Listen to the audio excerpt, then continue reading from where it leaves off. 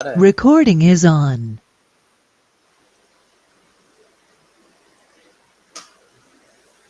थोड़ा सा स्टोरी सुने थे लास्ट क्लास में रिएक्ट के बारे में।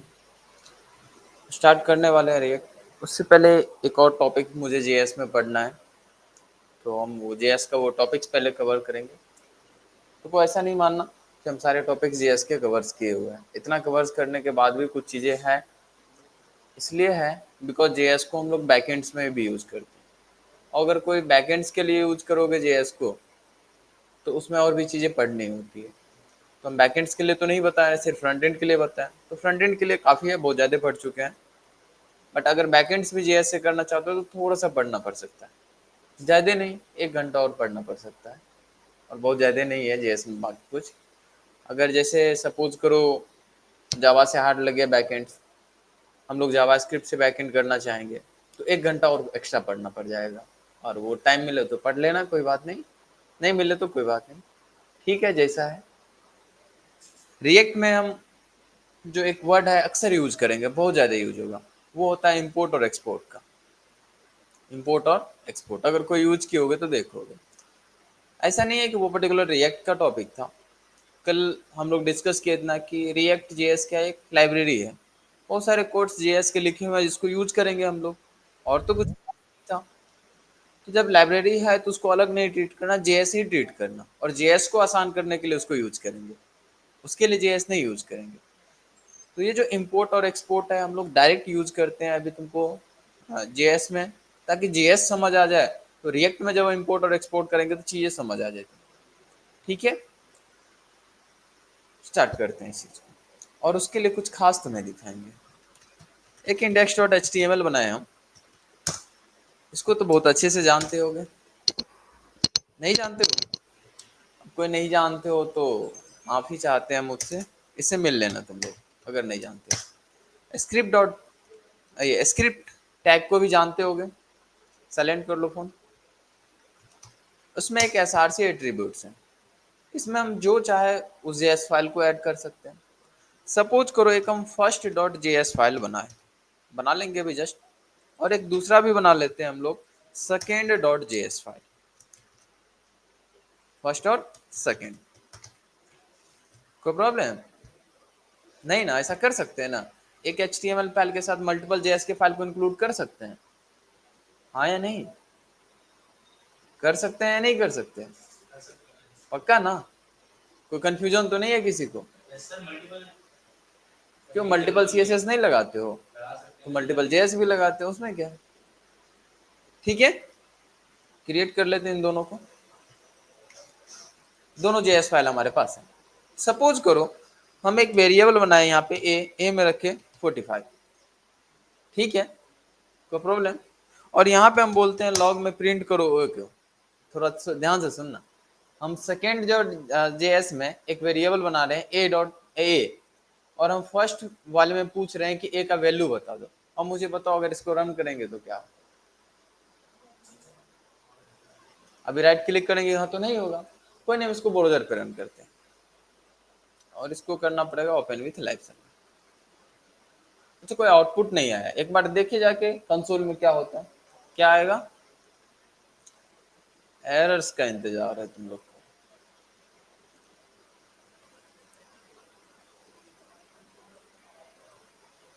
क्या बता रहा है?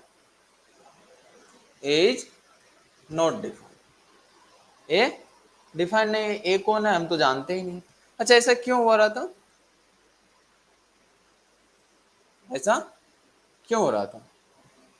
हम लोग फर्स्ट पे डिक्लेयर किए थे, सेकंड पे, इसको उल्टा कर लेंगे, किस पे डिक्लेयर किए? सेकंड पे।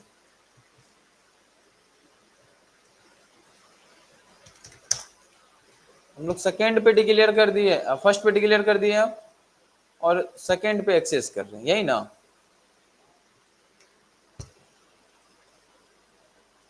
थोड़ा उल्टा हो गया था, तो इसीलिए तुम लोग के अकॉर्डिंग्स आ चुका था, बट अब मेरे अकॉर्डिंग्स आएगा।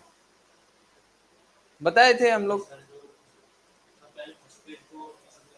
ऐसा बताए थे कि जो सीक्वेंस होता है वो इसी तरीके से होता है, तो उल्टा हो गया तो इसलिए नहीं मिला था। बट सही नहीं है ये। क्यों नहीं है सही बात? इसलिए सही नहीं है बोलोगे सर फाइल तो आप अलग अलग बनाए थे, डेटा कैसे दिख सकता है? ना तो आप वहां से भेजे ना कुछ किए, तो अलग अलग फाइल्स था। हाँ या नहीं? गलत है या सही है ये? बिल्कुल गलत है। नहीं है गलत? इसका मतलब अगर मल्टीपल जेएस का फाइल बना रहे थे तो वो डेटा एक साथ शेयर करता होगा, इस फाइल से उस फाइल पे, उस फाइल से इस फाइल पे भी करता होगा ना। करता तो था। तो इसको रोकने के लिए कुछ उपाय लगाए थे क्या? हाँ लगाए तो थे। हम लोग जब भी वेरिएबल डिक्लेयर कर रहे थे तो किसी न किसी कीवर्ड्स के थ्रू कर रहे थे। एक मिला था मुझे वेर कीवर्ड, शायद भूल गए वो, कभी मिला था ये भी। किस चीज के लिए यूज करते थे? जेएस में जब भी वेरिएबल डिक्लेयर करते थे तो कैसे करते थे? वेर था, लेट था, कॉन्स्ट था। वेर बता था, और वेर का स्कोप कहाँ तक था? अनलिमिटेड था, कहीं भी एक्सेस करो। देखो, इसको भी एक्सेस करने दे रहा है अभी। ठीक है। एक और कीवर्ड पढ़े थे, और कीवर्ड पढ़े थे हमारा लेट। अच्छा, लेट का स्कोप कहाँ तक था? जिस मॉड्यूल्स के अंदर में हो, जिस ब्लॉक के अंदर में, उस ब्लॉक तक ही था। ब्लॉक लेवल स्कोप होता था ना। एक बार इसको चेक करना।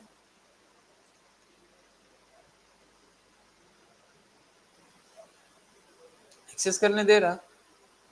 तो हम क्या समझ रहे हैं इसका मतलब? अगर लेट यूज करे, वैर यूज करे, किसी को भी यूज कर रहे हैं और इसको एक्सेस करने दे रहा है, कहीं ना कहीं ये एक ही ब्लॉक से दोनों बिलोंग कर रहा होगा। ये दोनों एक ही ब्लॉक से बिलोंग कर रहा है, तभी तो ऐसा हो रहा है, नहीं तो नहीं होता। होता ही है बाय डिफॉल्ट। जब भी कितना भी तुम जेएस फाइल ऐड कर दो ना एचटीएमएल के साथ, तो बाय डिफॉल्ट कंसीडर कर दे, जैसे जावा जो पढ़े उसको पता है हमारा प्रोग्राम मेन से स्टार्ट होता था ना। ठीक है, ऐसे ही जेएस में क्या होता है, सारा चीज को हैंडल करेगा हमारा ब्राउजर्स। बट ब्राउजर्स क्या करता है, उन सभी फाइल्स को एक ही मॉड्यूल्स में कन्वर्ट कर देता है। वैसे उसका भी नाम मेन मॉड्यूल्स ही है। मेन मॉड्यूल्स में कन्वर्ट कर देता है और सभी कोड्स को एक तरफ से एग्जीक्यूट करता है। और वेर कीवर्ड या लेट कीवर्ड के साथ जब हम एक्सेस कर रहे थे तो पता होगा तुमको, ऊपर पहुंच जाता था वेरिएबल्स। हाँ, होस्टिंग पढ़ाए थे ना, पहुंच जाता था। तो सभी वेरिएबल्स को पहले ऊपर भेज देता था, इसीलिए हम किसी भी फाइल से एक्सेस कर रहे थे बस सीक्वेंस में होना चाहिए, तो एक्सेस हम कर पा रहे थे। बट ये गलत है। हम किसी फाइल पे कोई डेटा रख लेते हैं, कुछ भी कर रहे थे, तो हम चाहेंगे कि दूसरे फाइल वाले उसको एक्सेस ना करें। बट ऐसा नहीं हो रहा था। तो ऐसा नहीं हो तो हम क्या कर सकते हैं, इन दोनों फाइल्स को बोले कि सेपरेट सेपरेट ट्रीट करो। कैसे ट्रीट करो? Separate separate. और सेपरेट सेपरेट अगर हर एक फाइल्स को ट्रीट करना चाहते हैं, तो पाइथन में और जावा स्क्रिप्ट में हम इसको मॉड्यूलर प्रोग्रामिंग लैंग्वेज भी बोलते हैं। यहाँ पे मॉड्यूल्स में डिवाइड कर देते हैं हर चीज। जैसे जावा में हर चीज क्लास में डिवाइड कर देते हैं, हर एक फाइल पे एक क्लास बनाते थे, हर एक क्लास का अपना अपना सारा चीज होता था। ऐसे ही यहाँ पे हम हर एक फाइल्स को मॉड्यूल्स के जैसे ट्रीट कर सकते हैं। बस कुछ नहीं, यहाँ पे टाइप मॉड्यूल बताना पड़ेगा। क्या बताना पड़ेगा? Type modules. तो सेकंड वाले में बता देते कि तुम्हारा भी टाइप क्या है? मॉड्यूल्स। दोनों का टाइप बता दिए, मॉड्यूल मॉड्यूल। डन। और जैसे ही मॉड्यूल मॉड्यूल बताए तो अब उसका स्कोप उसी मॉड्यूल्स के अंदर रहा, बाहर नहीं गए। और जैसे ही मॉड्यूल्स के अंदर स्कोप रहा, तो बताने लगा ये तो नहीं है डिफाइन, आप कैसे एक्सेस कर रहे हैं सेकंड डॉट जेएस में। रोक दिया क्या? यही चाहिए था। तुम लोग उम्मीद भी ऐसा ही कर रहे थे, ऐसा होना चाहिए था, तभी से बस हो नहीं रहा है। अब तो हो रहा है ना। और क्यों हुआ ये? बिकॉज हम हर एक फाइल्स को एक मॉड्यूल्स के जैसे ट्रीट किए। फायदा क्या होगा मॉड्यूल्स के जैसे ट्रीट करने का? तो एक मॉड्यूल्स के अंदर में हम सेपरेट किसी कोड को लिखेंगे तो दूसरे मोड में वो अपने आप नहीं पहुंच जाएगा। हाँ भेज सकते हैं, भेजने का तरीका अलग होगा, बट डायरेक्ट नहीं भेज सकते। तो बोलोगे अगर ये चाहिए मुझे तो कैसे एक्सेस करे सर? ये चाहिए तो कैसे एक्सेस करे? तो ये अगर चाहिए तुम्हें तो एक्सेस करने के लिए यहाँ पे इंपोर्ट कीवर्ड का यूज करना होगा। जैसे जावा में होता था ऐसे यहाँ पर भी होता है इंपोर्ट। बताना पड़ेगा कि मुझे इंपोर्ट करनी है।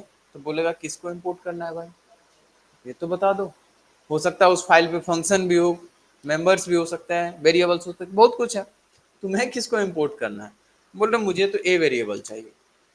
तो बोला ये कहाँ मिलेगा? बताना पड़ेगा ना कहाँ मिलेगा। यहाँ पे कीवर्ड है फ्रॉम कीवर्ड, फ्रॉम कीवर्ड्स के थ्रू बता दें कहाँ है वो फाइल। फर्स्ट डॉट जेएस पे है। तो कोई नहीं, हम बता देते हैं, एज स्ट्रिंग बताते हैं फर्स्ट डॉट जेएस के पास। डॉट से हम लोग टारगेट करते थे करंट डायरेक्टरी को, फर्स्ट डॉट जेएस को बोले। ठीक है, अभी भी एरर देगा। दे रहा है क्या? बोल रहा है कि फर्स्ट डॉट जेएस ऐसा कुछ एक्सपोर्ट कर ही नहीं रहा है। तो ये एक्सपोर्ट का क्या मीनिंग है सर? एक्सपोर्ट का मतलब ये है कि हम किसी उसी चीज को इंपोर्ट कर सकते हैं जो वहां से एक्सपोर्ट करें। मतलब ये कि तुम जो सामान मुझे दोगे हम वही नहीं यूज कर सकते, जबरदस्ती लेके थोड़े भाग, जबरदस्ती नहीं हो सकता है ना यहाँ पे। जो यहाँ से एक्सपोर्ट करेंगे वही इंपोर्ट कर सकते हैं। तो ये जो फर्स्ट डॉट जेएस फाइल है, ये जो यहाँ से एक्सपोर्ट करेगा वही दूसरे फाइल पे इंपोर्ट कर सकते हैं। बिकॉज हो सकता है कि यहाँ पे हम बहुत सारे कोड्स लिखे, बहुत सारे फंक्शंस बनाए होंगे, सब दूसरे को थोड़े देना है यूज करना, सब देना है, सब नहीं देना है। तो वही यूज करना है मुझे जो मुझे दूसरे को देना है, या दूसरे को वही देना है जो मेरे पास काम नहीं है। जो वो डिपेंड्स कर सकता है हमारे सिचुएशंस पे कि क्या देना चाहते हैं नहीं देना चाहते। बहुत सारे फंक्शंस होंगे यहाँ पे, बहुत सारे मेथड होंगे। तो जो जो देना चाहते हो तुम्हें एक्सपोर्ट कीवर्ड के साथ बताना पड़ेगा। तो बता देते हैं एक्सपोर्ट कीवर्ड के साथ कि ए देना चाह रहे थे, कौन सा, ए देना चाह रहे थे। तो डायरेक्ट देखो ए के थ्रू भी भेज सकते हैं, बट अगर हमारे पास कोई फंक्शंस नहीं है, वेरिएबल्स है डायरेक्ट, तो तुम चाहोगे कि वेरिएबल्स को उसी नाम से यूज करें, तो मुझे यूज करना पड़ता है एक्सपोर्ट डिफॉल्ट, कि उसको ए नाम से ही भेज दो। ठीक है, अभी फंक्शन होगा तो फंक्शन कैसे भेजेंगे बाद में देखते हैं, वेरिएबल्स को कैसे भेजें, एक्सपोर्ट डिफॉल्ट। डिफॉल्ट का क्या मीनिंग है बस समझने ही वाले। और जैसे एक्सपोर्ट करोगे वहां पे इंपोर्ट कर लेंगे तो जाके हम एक्सेस कर सकते हैं, अब कोई प्रॉब्लम नहीं। अब सही है, कोई प्रॉब्लम नहीं, क्लियर है। फिलहाल ये तो ब्राउज़र की कहानी थी, हम ब्राउज़र्स पे नहीं आ रहे हैं, और हम क्या कर रहे हैं index.html को बोल रहे तुम जाओ, अब तुम्हारा कोई काम नहीं। index.js को हटा दिए, नहीं है काम, काम है तुम लोग को नहीं। हम लोग तो ये सारा काम Node.js से कर लेते थे, Node.js से कर लेते थे ना, बस और क्या था, इस फाइल को रन कर लेते हैं, यहाँ से एक्सपोर्ट कर ही रहा था, यहाँ पे इंपोर्ट कर लेते हैं। फंक्शंस पे आ रहे हैं, फंक्शंस को कैसे इंपोर्ट एक्सपोर्ट करना है देखेंगे, अभी वेरिएबल्स पे देखो, रन कर लेंगे तो एक ही बात हुआ ना। जेएस के कोड को हम लोग नोड्स के थ्रू एग्जीक्यूट कर रहे थे ना, तो कर ले रन। और जैसे ही रन किएंगे तो एक शानदार सा एरर से तुम्हारा मुलाकात हो। ओहो, एक मिनट इसका रुक जाओ, अब मुझे फोल्डर्स फिर से क्रिएट कर दो, एरर्स मिलना चाहिए था मुझे। यहाँ पे नहीं मिलने का रीजन ये हुआ बिकॉज हम ऑलरेडी उसका टाइप चेंज कर चुके थे, तो ये बदल चुका था, वो नहीं बदलना चाहिए था। न्यू फोल्डर, न्यू फोल्डर, एक शानदार सा एरर्स तो मुलाकात होगा, फिर से फोल्डर क्रिएट करेंगे।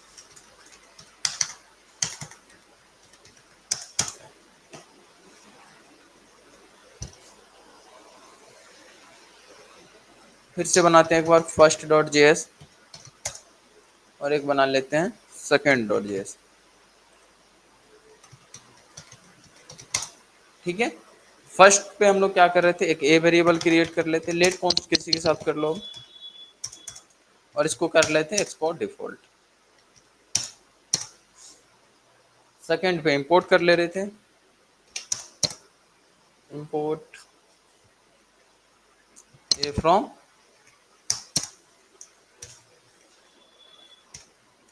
फर्स्ट डॉट जेएस, और इसको यूज कर ले रहे थे लॉग। यही था, उम्मीद करते हैं इस बार एरर्स मिल जाए। बहुत दुख की बात है, इसको मॉड्यूल्स नहीं ट्रीट करना चाहिए था।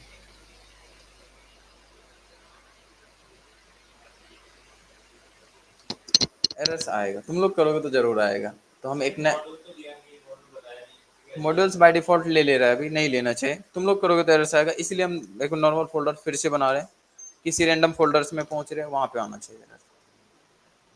तुम लोग अपने सिस्टम में करोगे तो एरर्स आना चाहिए, उस एरर को कैसे ठीक करोगे वो बताना चाह रहे हैं, और मुझे एरर्स ही नहीं दे रहा है, दिक्कत ये है, एरर्स आना चाहिए।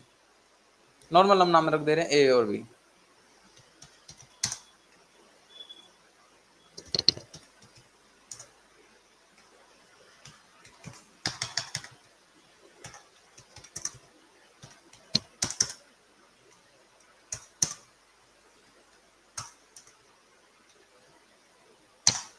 फिर से नहीं देगा, नहीं देगा तो देखो क्या कर सकते, तुम लोग में अगर एरर आए तो बता देना, फिर वहीं पे समझाएंगे। ट्राई करते हैं, एरर्स आ जाना चाहिए।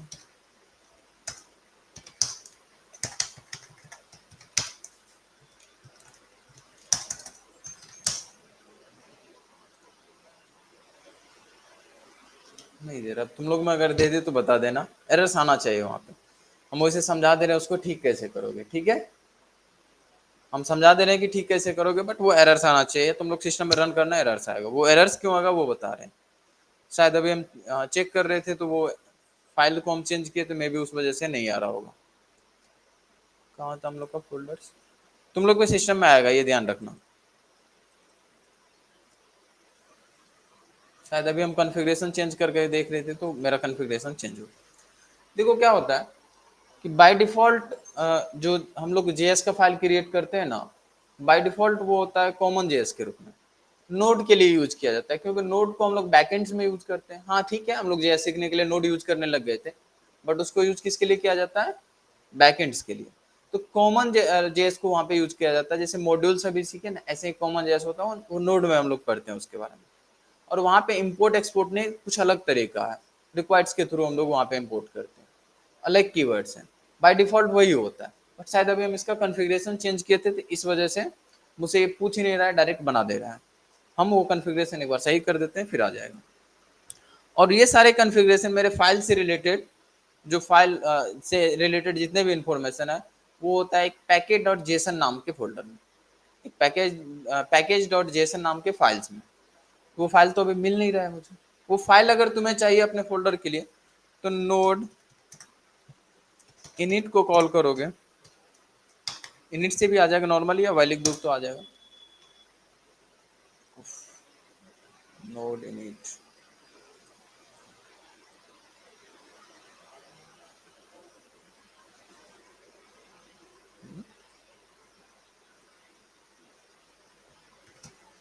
नोड इनिट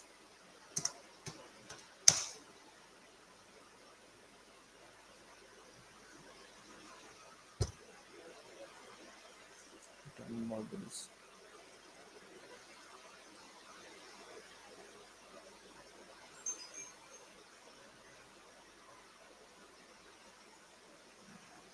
कमांड होना चाहिए नोड इनिट।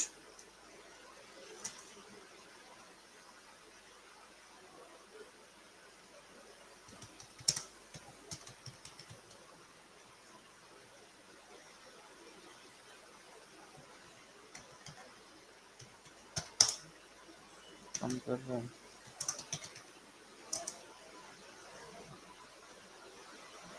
इनिट फाइल भी क्रिएट नहीं करेगा।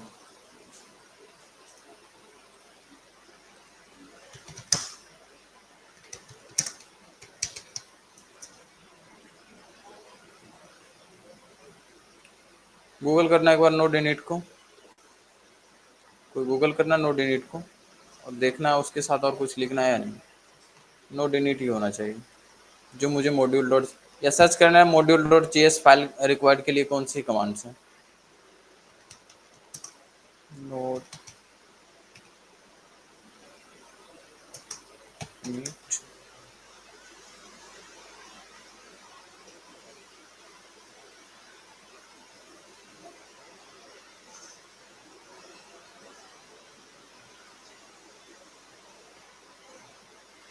ये कोई और है?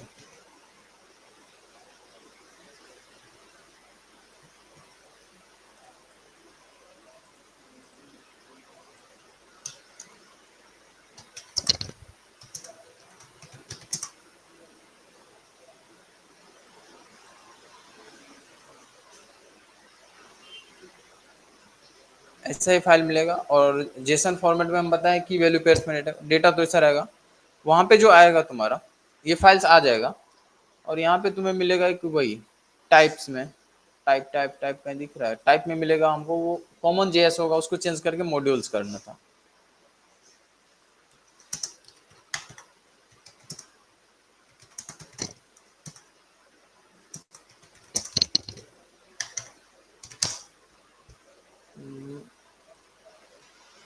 अच्छा npm init होगा, ओके। npm init, थोड़ा ध्यान रखना इस कमांड का। npm init स्टार्ट करते हैं इसको। पूछ रहा है आपका पैकेज का नाम क्या है, रहने देते हैं बाय डिफॉल्ट। पैकेज का नाम देना मैंडेटरी है, कोई नहीं, दे देते हैं डेमो।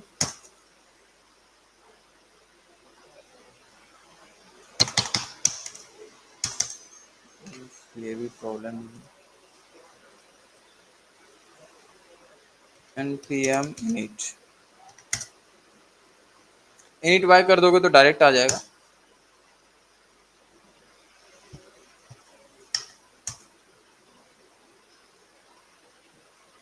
मॉड्यूल नेम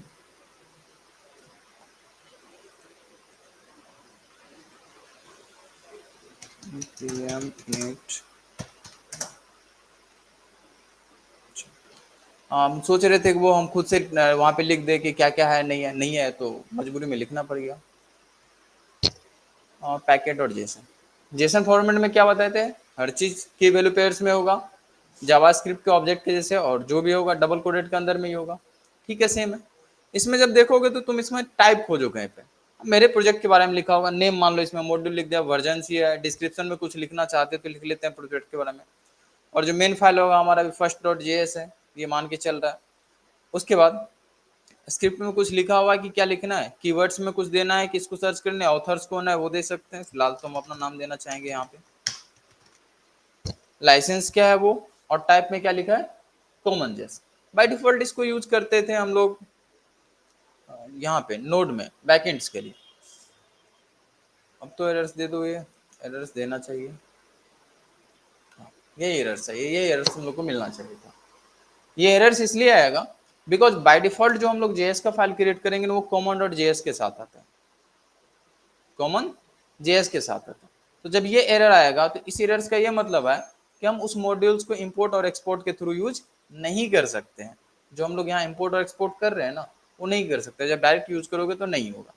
तो इसलिए क्या करना होगा, इसका मॉड्यूल चेंज करके ये कॉमन जेएस को मॉड्यूल्स करना होगा, तो मॉड्यूल्स में कन्वर्ट कर दो, और जैसे इसको कर दोगे उसके बाद ठीक है सब चलेगा। ठीक है, ये एरर्स तभी से आना चाहिए था, ढूंढ रहे मिल ही नहीं रहा था एरर्स। तुम लोग को जरूर आएगा बिकॉज तुम लोग चेंज नहीं कियोगे, हो सकता है हम इसका फाइल टाइप पहले चेंज कर दिए होगे तो इसलिए नहीं आ रहा। कैसे आओगे इस फाइल तक, npm init के थ्रू आओगे, init के थ्रू आओगे तो वो पूछेगा ये डिटेल्स तुमसे, तभी जैसे हमसे पूछ रहा था, और npm init और डैश वाई ले दे दोगे तो ये ऑटोमेटिक्स क्रिएट कर देगा डिफॉल्ट डिस्क्रिप्शन के साथ, तो डिफॉल्ट डिस्क्रिप्शन के साथ आ गए। और इसमें क्या करेंगे, हम मॉड्यूल चेंज कर देंगे, जैसे अभी index.html में जाके टाइप चेंज किए थे मॉड्यूल्स, वही काम यहाँ पे आगे कर दिया, और इंपोर्ट और एक्सपोर्ट हम लोग कर सकते हैं आराम से, कर रहे हैं। बोले कि इसका रिएक्ट के साथ क्या कनेक्शन है, रिएक्ट में जो भी हम चीजें यूज करेंगे वो सब बाय डिफॉल्ट मॉड्यूल होगा, वहां पे मुझे चेंज तो नहीं करना होगा, वहां पे बाय डिफॉल्ट होगा, तो वहां पे इंपोर्ट एक्सपोर्ट करने वाले हैं, तो जब वहां पे इंपोर्ट एक्सपोर्ट करेंगे और मॉड्यूल्स बोलेंगे तो तुम्हें समझ आना चाहिए कि मॉड्यूल्स मतलब क्या बोलना चाह रहे हैं। ठीक है, इतना क्लियर हुआ। तो किसी एक वेरिएबल्स को किसी दूसरे जेएस के फाइल पे अगर यूज करना है तो कैसे करेंगे, मॉड्यूल्स के अंदर में इंपोर्ट और एक्सपोर्ट के थ्रू। ऐसे ही हो सकता है कि फर्स्ट पे कोई फंक्शन होता, हो सकता है ना, चलो कोई फंक्शंस बना लेते हैं, नॉर्मली फंक्शंस कीवर्ड के साथ बना लेते हैं, मान लो विश फंक्शन बना लेते हैं, और ये विश फंक्शंस कुछ नहीं, एक मैसेज प्रिंट कर दे रहा है।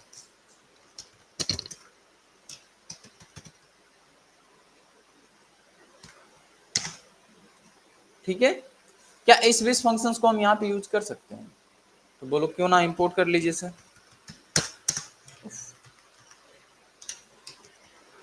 इंपोर्ट विश नाम है तो विश के नाम से ही करोगे ना, फिलहाल तो विश नाम से करते हैं, नाम बदल भी सकते हैं, देखते हैं कैसे कैसे बदलेंगे। कहाँ से करोगे, फ्रॉम, वही सेम तरीका होगा, डॉट फर्स्ट डॉट जेएस वहीं से किए, और विश को कॉल कर लेते हैं, ये तो कॉल कर ही रहे थे, अब विश को भी कॉल कर लेते हैं, फंक्शन है तो ऐसे ही कॉल करेंगे। चलो रन करते हैं, जैसे रन किए तो बोल रहा है कि ये विश कौन है नहीं जानते हैं, wish function is not defined. अच्छा क्यों, ऐसा क्यों एरर आया, एक्सपोर्ट तो हम किए नहीं, हम क्या बताए कि मेरे पास तो इस तरीके का बहुत सारे कंटेंट हो सकते हैं, तो बहुत सारे कंटेंट है तो इसका मतलब ये थोड़ा है कि हम सब दे देंगे दूसरे को यूज करना है, जो जरूरत होगा वही देंगे, तो जिस फंक्शंस को एक्सपोर्ट करोगे उसी को यूज कर सकते हैं। तो हम एक्सपोर्ट डिफॉल्ट ए तो कर चुके हैं, अफसोस एक फाइल पे किसी एक ही चीज को एक्सपोर्ट डिफॉल्ट कर सकते हैं, तो हम एक्सपोर्ट डिफॉल्ट के साथ फंक्शंस को कर दे या ए को, किसी एक को ही कर सकते हैं। मान लो 20 को कर दिए और थोड़ी देर के लिए अभी ए को हटा दे रहे हैं, तो अभी 20 काम करेगा मेरा, बिकॉज अब उसको कर चुके हैं। बोलोगे सर दोनों कर लीजिए ना, बिकॉज मुझे ए भी चाहिए, क्या चाहिए, ए भी चाहिए, तो क्या करना होगा, फिर से एक्सपोर्ट डिफॉल्ट ए, हाँ या नहीं। अभी बोल रहा आप दो दो कैसे कर सकते हैं, कोई एक ही कर सकते हो, दो दो कैसे कर सकते हो? आप कोई एक ही एक्सपोर्ट डिफॉल्ट कर सकते हो, तो क्या किया जाए? कोई एक ही एक्सपोर्ट डिफॉल्ट कर सकते हैं। तो हम बोले अच्छा एक काम करो, तुम ए को डिफॉल्ट भेज दो और क्या करना, 20 को नॉर्मली भेज देना, 20 को नॉर्मली भेज देना। क्या दिक्कत आ रही है?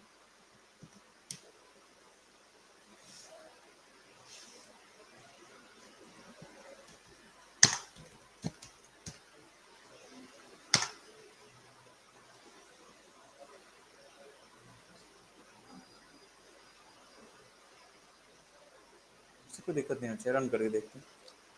नॉर्मली भेज देना, ए और दोनों चाहिए, तो 20 को इस तरीके से तो हम इंपोर्ट नहीं कर सकते, बिकॉज अगर नॉर्मली इंपोर्ट करना चाहते हो तो इसके लिए क्या होगा, तुम्हें एक्सपोर्ट डिफॉल्ट यूज करना होगा।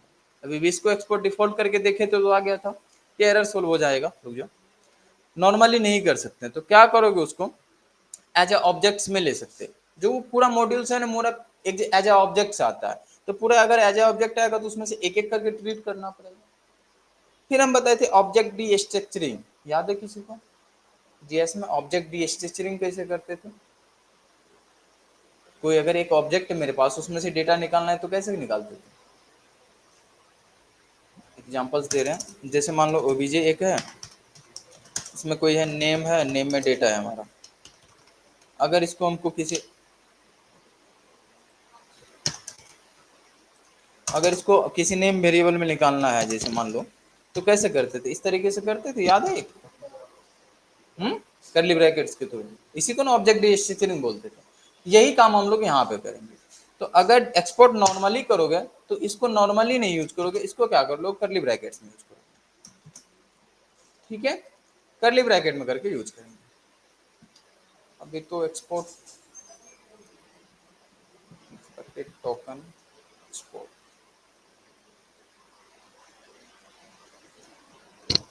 काम करो, इसको नॉर्मली यहीं पे एक्सपोर्ट कर दो तो डायरेक्ट, ये भी कर सकते हैं डायरेक्ट, नहीं करने दिया तो यहाँ से कर देते हैं और इसको इम्पोर्ट करते हैं। कॉल हो रहा है क्या? समझ आ रहा है? तो जब हम लोग एक्सपोर्ट करेंगे तो मेरे पास दो ऑप्शन होगा। एक ऑप्शन होगा क्या, कि डिफॉल्ट के साथ एक्सपोर्ट करो, बट उसका प्रॉब्लम क्या है कि कोई एक ही चीज हम लोग एक्सपोर्ट डिफॉल्ट के साथ कर सकते हैं। दूसरा ऑप्शन क्या है, नॉर्मल तरीका एक्सपोर्ट करना। नीचे से भी करने देना चाहिए, तो देख लेते हैं क्या प्रॉब्लम है। तो नॉर्मल तरीका से अगर हम एक्सपोर्ट करेंगे तो उसको अगर इंपोर्ट करोगे तो कैसे यूज करोगे, यहाँ पे ऑब्जेक्ट डीएक्सचेंजिंग के थ्रू, और उसमें क्या करते हैं, करली ब्रैकेट्स के थ्रू। यूज करने का तरीका सेम ही होगा, बस इंपोर्ट करने का तरीका बदल। दोनों क्लियर हो रहा है? ठीक इसी तरीके से मान लो एक और फंक्शन हो जाता है कोई, मान लो सो फंक्शन हो जाता और गुड मॉर्निंग की जगह गुड आफ्टरनून प्रिंट कर देता, ठीक है? अब हम चाहते हैं सो को भी यूज करें, तो सो को भी एक्सपोर्ट कर सकते हैं। हाँ, एक्सपोर्ट जितना मर्जी उतना कर सकते हो, लेकिन इंपोर्ट कोई एक ही होगा। ये एक्सपोर्ट को डिफॉल्ट के साथ कोई एक होगा, नॉर्मली एक्सपोर्ट हम बाकी सबको कर सकते हैं। तो ये भी नॉर्मल एक्सपोर्ट है, तो इसको भी इंपोर्ट कैसे करेंगे, करली ब्रैकेट थ्रू। तो फिर से सेम तरीका होगा, यहाँ पे नीचे लिखते हैं और हम बोलते हैं कि यहाँ पे किसको यूज कर लो, सो को। तो सो को कैसे कॉल करेंगे, जैसे कॉल करते थे बाकी को, ठीक है? एक्सपोर्ट इंपोर्ट तो समझ आ रहा है। अच्छा, इतना जो हम कर रहे हैं तो क्या इसको एक साथ नहीं लिख सकते थे? हाँ, एक साथ भी लिख सकते हो, कोई प्रॉब्लम नहीं। इतना अलग अलग करने की क्या जरूरत है, सब तो एक ही फाइल से आ रहा है। तो जब सब एक ही फाइल से आ रहा है तो अलग अलग क्यों करना है, एक ही साथ कर लेते हैं ना। ठीक है, एक ही साथ कर लेते हैं। ये तो नॉर्मल किए थे, बाकी को क्या कर लेते, करली ब्रैकेट में। कौन है, एक विश था और दूसरा सो था, इन दोनों को इंपोर्ट कर लिए और फिर यूज कर लेते हैं। क्या देख रहे हैं कि जो एक्सपोर्ट डिफॉल्ट था उसको अगर मुझे इंपोर्ट करना है तो कैसे करते हैं, नॉर्मली करते हैं। और अगर हमारे पास कोई फंक्शंस या कोई ऐसा है जो एक्सपोर्ट हुआ है नॉर्मल तरीके से, उसको इंपोर्ट करने के लिए डीस्ट्रक्चरिंग का यूज करेंगे और उसमें क्या करेंगे, करली ब्रैकेट्स। ठीक है, समझ आ गया इंपोर्ट और एक्सपोर्ट कैसे करेंगे? एक और तरीका है, उसको देख लो। कमेंट कर दे रहे हैं, इंपोर्ट स्टार। अच्छा, पहले एलियास देख लो। इसको हम एलियाज नेम प्रोवाइड कर सकते हैं, और एलियाज नेम का क्या मीनिंग है, इसका नाम बदल भी सकते हैं। तो फिलहाल तो ये दोनों एरर देगा, इन दोनों को इंपोर्ट नहीं कर रहे हैं, ए का नाम बदलने का ट्राई करते हैं। इंपोर्ट ए एज कर देते, एज सपोज करो आई से बदल दे, फ्रॉम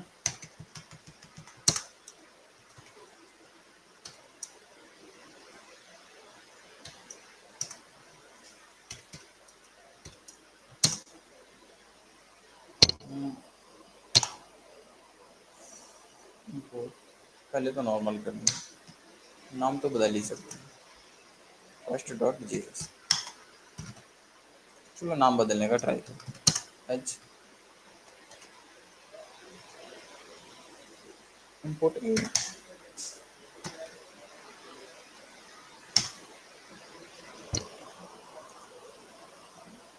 अभी तो आ जाएगा। इसका नाम बदल सकते हैं और होना चाहिए था इलियास के लिए आज ही।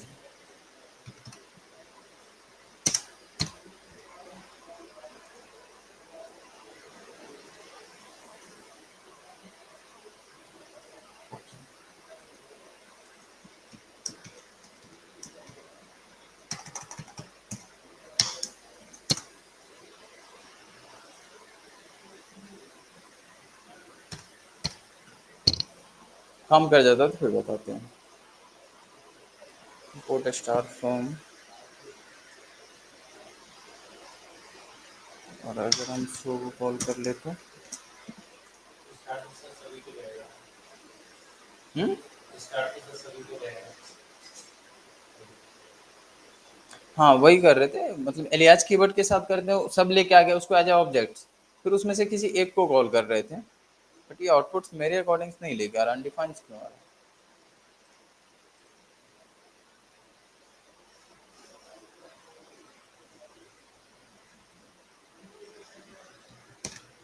एक तरीका ये भी होता है इंपोर्ट करने का, बस वो देख रहे हैं।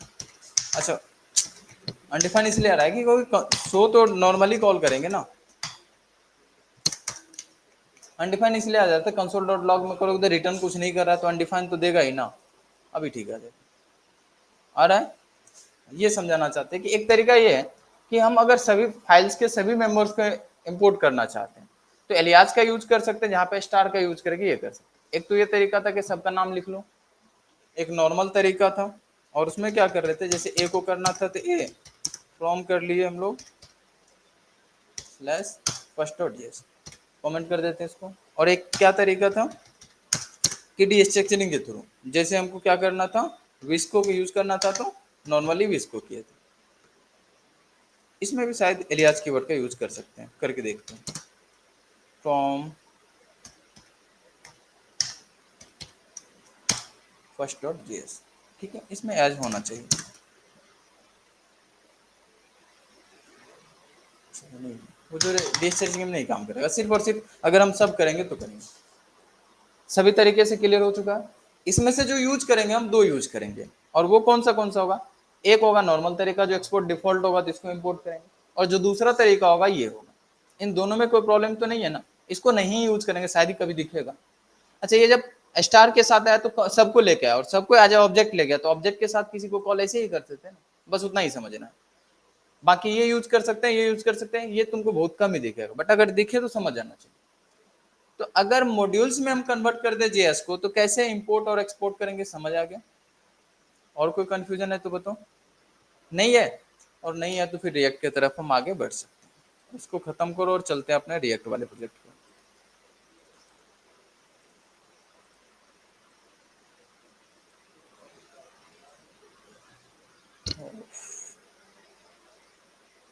पिछले क्लास में ये सारी चीजें दिखा दिए थे।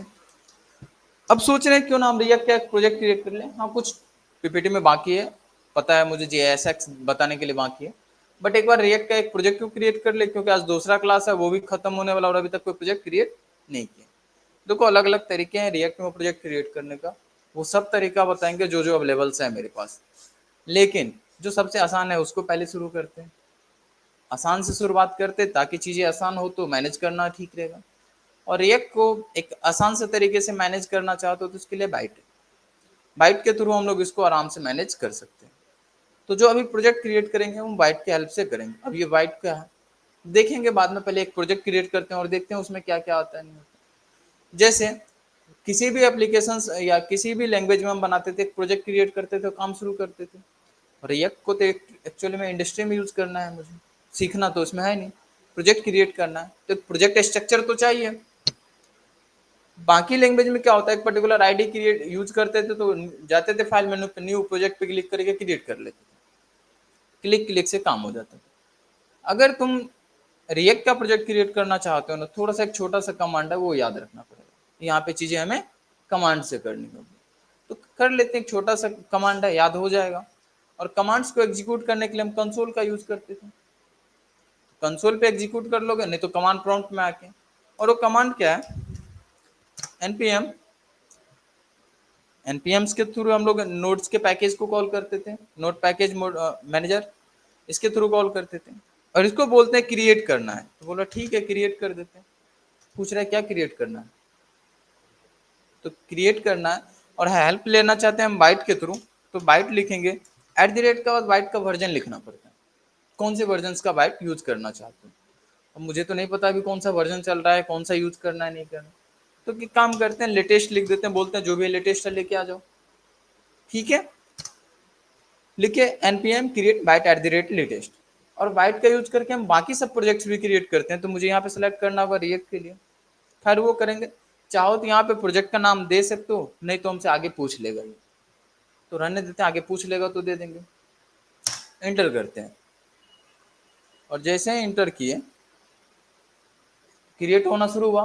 पूछ रहा है क्या नाम रखना है आपको प्रोजेक्ट का, तो हम बोलते हैं मेरा फर्स्ट है, तो फर्स्ट रख देते हैं। फर्स्ट नाम रख दे या डेमो रख देते हैं, कुछ ऐसा नाम रख दो, पहले प्रोजेक्ट है, नाम रखे एंटर किए। पूछ रहा है पैकेज, तो बोले डेमो नाम से ही बना दो, कोई दिक्कत नहीं। पूछ रहा है कि वाइट तो हम बहुत कुछ बनाते हैं, आपको इसमें से क्या चाहिए, इसमें से मुझे क्या चाहिए, रिएक्ट, बाकी तो पता नहीं क्या है नहीं है, बट अभी तो रिएक्ट चाहिए, तो रिएक्ट को सिलेक्ट करके एंटर करते हैं।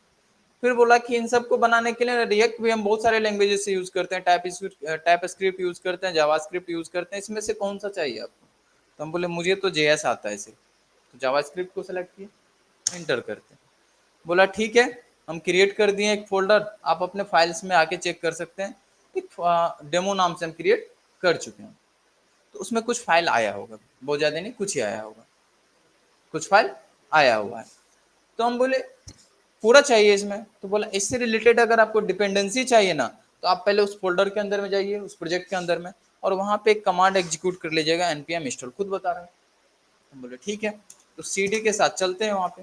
तो cd के साथ कहाँ जाना है मुझे, डेमो के अंदर में, चले गए डेमो के अंदर में, cd कमांड पर आए थे ना, चेंज डायरेक्टरी, चेंज डायरेक्टरी के थ्रू पहुंच गए वहाँ पे, आ गए उसके अंदर में। और क्या बताया इसने कि cd डेमो के थ्रू आप पहुंचिए और वहां पे जाके npm इंस्टॉल रन कीजिए। तो बोले ठीक है, बोल रहे हो तो कर देते हैं। थोड़ा सा कमांड है, 2-4 कमांड की बात है, बस बार बार यूज करेंगे तो आ ही जाएगा। और जैसे npm इंस्टॉल लिखोगे तो यहाँ पे ये अपना डिपेंडेंसी वगैरह इंस्टॉल करना शुरू कर देगा। बिकॉज जब भी हम लोग कोई प्रोजेक्ट क्रिएट करते थे, जैसे स्प्रिंग बूट ही पड़ा है, तो उसमें प्रोजेक्ट क्रिएट करते तो वो अपना डिपेंडेंसी लेके आता था ना, तो ये भी लेके आ गया, तो सारा डिपेंडेंसी लेके आ गया। और जब इसको ओपन करोगे तो ढेर सारा स्ट्रक्चर दिखेगा, तो बहुत कुछ आ गया था। देखेंगे एक एक करके सबको। उसके बाद बोला जब npm इंस्टॉल कर लीजिएगा, तो अगर आपको प्रोग्राम को रन करना होगा ना, तो मेरे पास तो रन बटन तो नहीं, ये कमांड आप एग्जीक्यूट कर लीजिएगा। क्या नाम है, npm रन। तो बोले चलो ठीक है कर देते हैं। ठीक है, ब्लैंक प्रोजेक्ट है, हम तो कुछ किए नहीं, क्रिएट करके रन करके देखते हैं। और जैसे इसको रन करोगे रन होना स्टार्ट हो जाएगा। रन हो चुका है, बोल रहा है कि आपका प्रोजेक्ट एकदम रन हो चुका है, कोई प्रॉब्लम नहीं है, रेडी हो चुका है इतने देर में, और आपका एड्रेस ये रहा, इस एड्रेस पे आप इसको एक्सेस कर सकते हैं। बोले चलो ठीक है, पहुंचते हैं उस एड्रेस पे। तो इस एड्रेस पे क्लिक करोगे तो तुम्हारा प्रोजेक्ट रन हो चुका होगा, जो क्रिएट हो चुका है। देखने में उसे अच्छा लग रहा होगा, पता नहीं क्या किया बट आ चुका। कुछ नहीं, यही भी बता रहा है कि आप बाइट और रिएक्ट को यूज करके बनाया ये प्रोजेक्ट, अपना थोड़ा सा इंट्रो दे दिया। ठीक है, बाद में इसको हटा देंगे, हम अपने अकॉर्डिंग काम करेंगे ना। फिलहाल ये क्रिएट कर चुके हैं, इसको चलने देते हैं, जब तक अब रोकोगे नहीं, प्रोजेक्ट चालू है हमारा। हाँ तो रहने दो ना, अभी हमको करना ही क्या है, चालू है। एक बार स्ट्रक्चर्स को देखते हैं कि क्या है नहीं है। और जो भी स्ट्रक्चर्स हैं, बाकी फाइल्स को डिलीट कर दे क्या, यहाँ पे जो हम बनाए थे फर्स्ट, या ये सबको मॉड्यूल्स के अंदर में डाल देते हैं।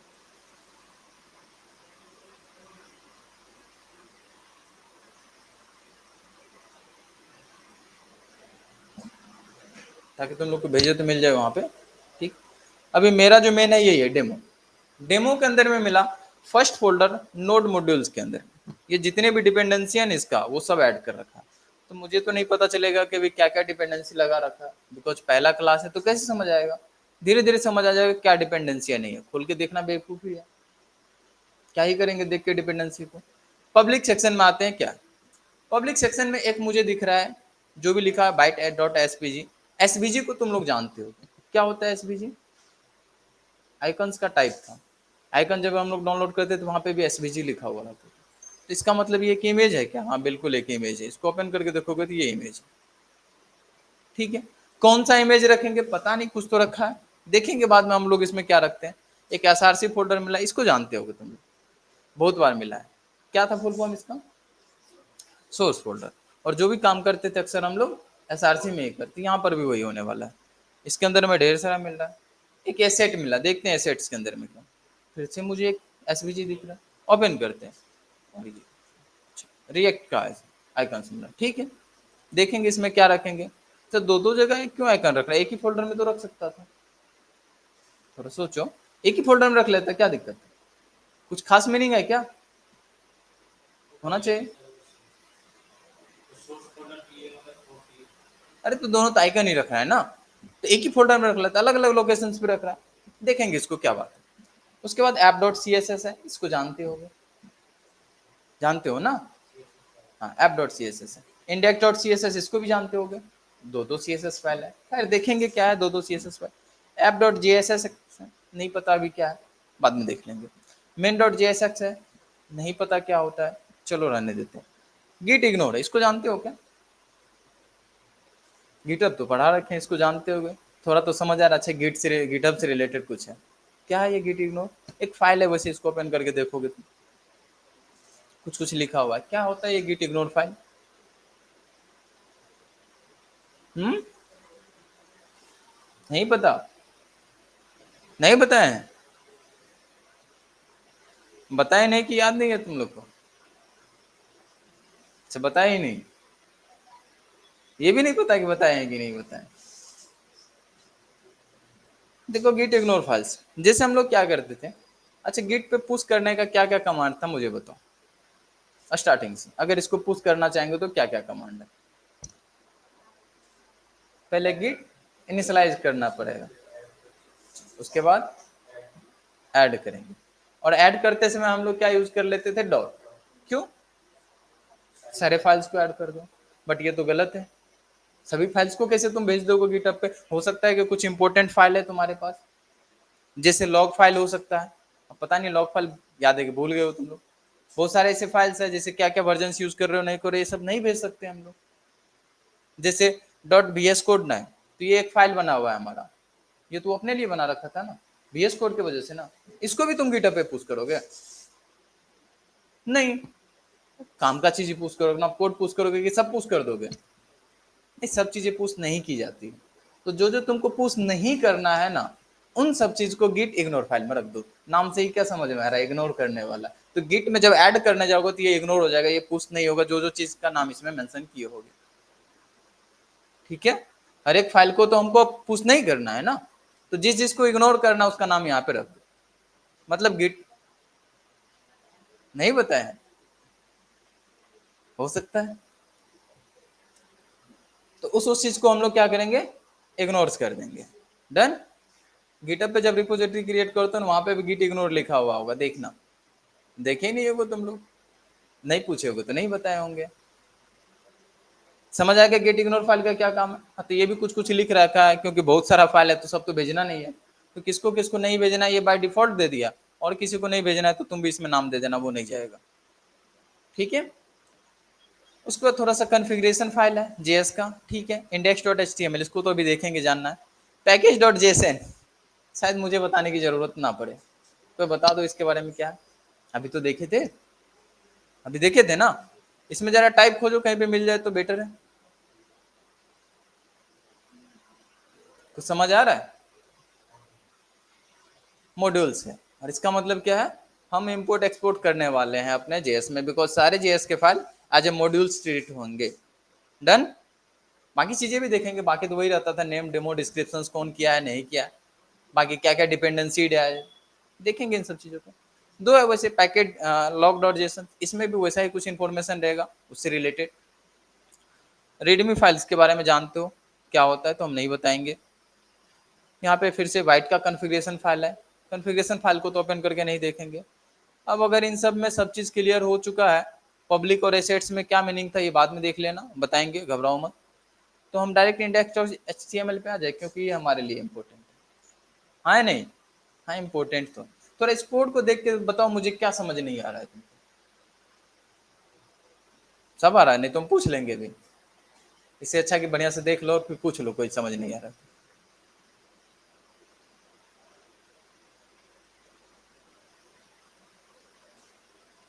सारे लाइन्स क्लियर है? पूछ लेंगे भी हम, फिर फंस गए ना कोई तो प्रॉब्लम हो जाएगा, फिर बोलोगे बेइज्जती करते हैं सर क्लास में। कुछ नहीं पूछना किसी को।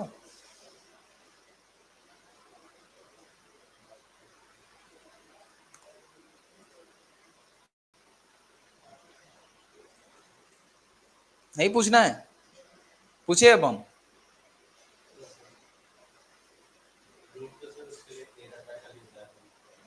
कल बता दिए थे। एक नॉर्मल डिप बना रखे हैं और एक जेएस का फाइल ऐड कर लिया, टाइप मॉड्यूल्स कर रखे हैं। क्या होता है मॉड्यूल से भी थोड़ी देर पहले ये सब समझ चुके हैं हम लोग। और नाम है मेन डॉट जेएसएक्स। ठीक है, अभी जेएसएक्स को समझ लेंगे। फिलहाल थोड़ी देर के लिए मान लेना जावास्क्रिप्ट का फाइल है, ठीक है। वैसे है नहीं जावास्क्रिप्ट का फाइल, बट मान लेते हैं थोड़ी देर के लिए। और क्या, कोई प्रॉब्लम नहीं। अच्छा, इसका क्या काम है?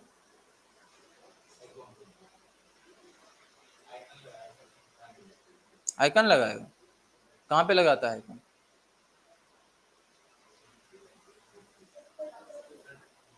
कहाँ पे?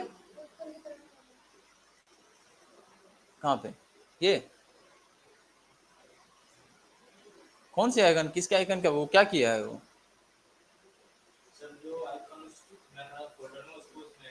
कहाँ पर? इसमें कहाँ पर? यही फाइल है ना?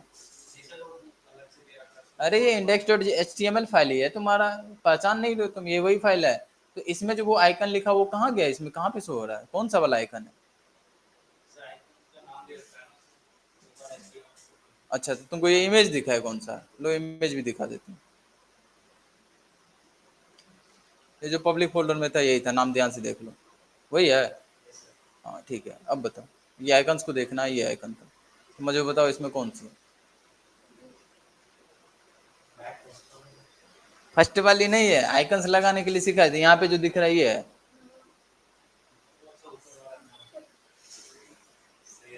नहीं बताए थे ये? अरे CSS पढ़ाए थे तो बताए होंगे।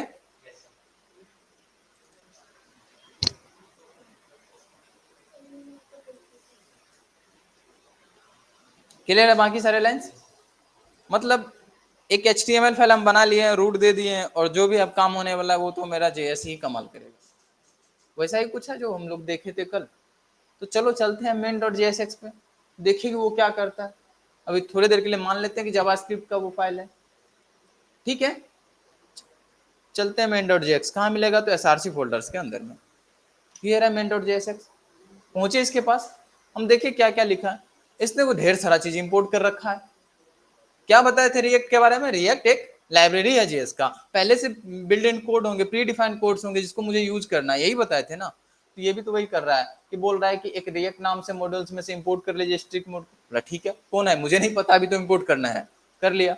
बोला क्रिएट रूट को भी इंपोर्ट कर लीजिए। बोला ठीक है, कहाँ मिलेगा? यहाँ पे मिलेगा, यही तो बताते थे। बोला फिर इंपोर्ट कर लेना इसको। बोले ठीक है इंपोर्ट कर लेते, बोलते जाओ हम इंपोर्ट करते जाते। कर लिया सबको, डन। फिर बोला कि क्रिएट रूट को कॉल कीजिए। क्रिएट रूट क्या है? एक फंक्शन है, तो इस फंक्शन को कॉल कर लिया, इसका मतलब। हाँ, उसने क्या किया? Document dot gate element by ID को पास किया है, और फिर उसके पास जो भी उसको टारगेट किया था, किसको टारगेट किया होगा? Document dot gate element by ID. समझ आ रहा होगा? आ रहा है ना? उसके बाद रेंडर एक फंक्शन है, उस फंक्शन को कॉल किया और इसके अंदर में ये पास कर दिया जा आर्गुमेंट्स। ठीक है, यहाँ पे कुछ और पास कर रहा है, टारगेट किसी और को कर रहा है, कोई और फंक्शन है, लेकिन वैसा ही कुछ कर रहा है जैसे हम लोग पिछले क्लास में किए थे। क्या किया है इसने भी? हाँ, तो अब ये फंक्शंस तो हम नहीं देख रहे, करने वाला वैसा ही कुछ है जो पिछले क्लास में हम करके दिखाए थे। तो क्या करेगा देखेंगे बाद में।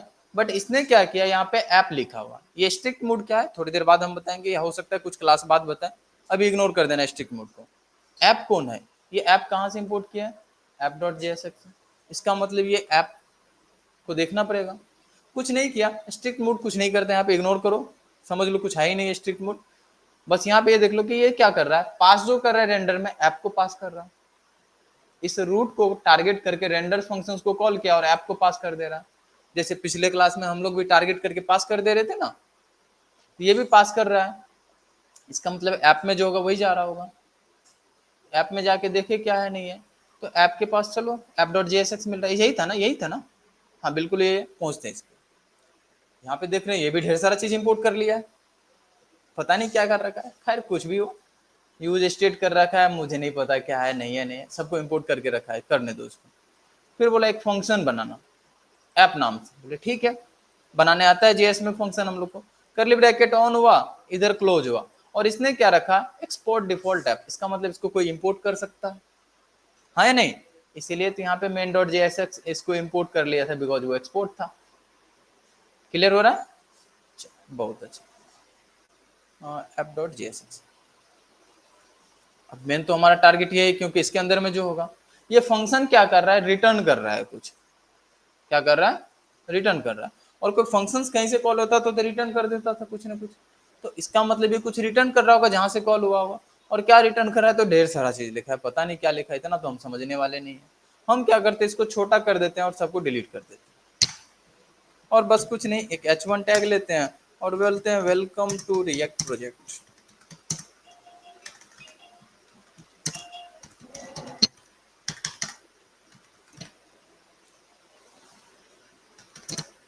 नॉर्मल मैसेज तो दे ही सकते हैं, हाँ।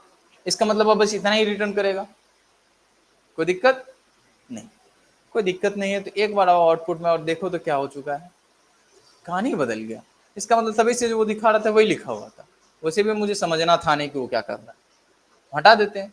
जब हटा दिए तो ये ऊपर में क्या क्या इंपोर्ट कर रखा है, ये भी मेरे कोई काम का नहीं है किसी काम का नहीं है, तो हटा दो। नहीं, ये सब क्यों रखे, चाहिए किस लिए बनाया था अभी तो मुझे पता नहीं, हटा दो सब, खाली कर दिए। खाली करने में तो मजा आता है, सब तो फालतू था। फिर बोल रहा है ये ब्रैकेट क्यों देखो, इसको भी हटा दो। बोला अच्छा हटा दो, फिर देख क्यों रखा है फालतू का सब, सब तो फालतू ही दिख रहा था, तो हटा दिए सबको। ठीक लग रहा है। अब ये फिर इंपोर्ट क्यों रखा है, इसको भी हटा दीजिए। नहीं, इसको नहीं हटाते हैं ना, CSS फाइल है तो इसका मतलब कुछ कर रहा होगा। हटा के देखिए एक बार, क्या हटा के देखो ना, कलरफुल थोड़ा गड़बड़ हो जाएगा। CSS थोड़ा सा हट गया, मिड में आ रहा था तो हम बोलते यार रहने दो, CSS का है तो रहने दो, कोई दिक्कत नहीं। अब मिड में आ रहा है, थोड़ा अच्छा लग रहा है। ठीक है, यहाँ तक स्ट्रक्चर समझ आ रहा है। अब थोड़ा समझते हैं हुआ क्या था रिएक्ट में और किया क्या यहाँ पे इसने। और इसको समझने के लिए तुम्हारा पिछला क्लास देखना बहुत जरूरी था, और मुझे नहीं पता तुम लोग उसमें कितना सीरियस थे। फिलहाल हम तो सीरियस थे, तुम थे कि नहीं मुझे नहीं पता, लेकिन हम सीरियस थे। बिकॉज यहाँ पे हम जो भी काम किए थे वही यहाँ पे हुआ। हम क्या किए थे, यहाँ पे एक डीप को टारगेट किए थे, पहले टारगेट किए थे क्या, रेंडर फंक्शंस को कॉल किए थे, इसीलिए नाम जानबूझ के रेंडर रखे थे। और हेलो फंक्शंस को कॉल किए थे कुछ डेटा के साथ, और वो डेटा के साथ वो क्या करता था, तो रिटर्न कर देता था। यहाँ पे क्या रिटर्न करता था, तो कुछ कंटेंट क्रिएट करके रिटर्न करता था, डिव रिटर्न करता।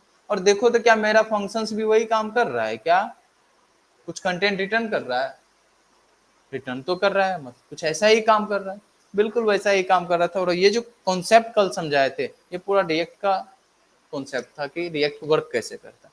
अब देखो ये कैसे कैसे वर्क किया, कुछ नहीं, पहले इसका भी index.html पर लोड हुआ होगा। ये कहाँ पहुंच गया, इसका index.html फाइल ये रहा, ये लोड हुआ होगा।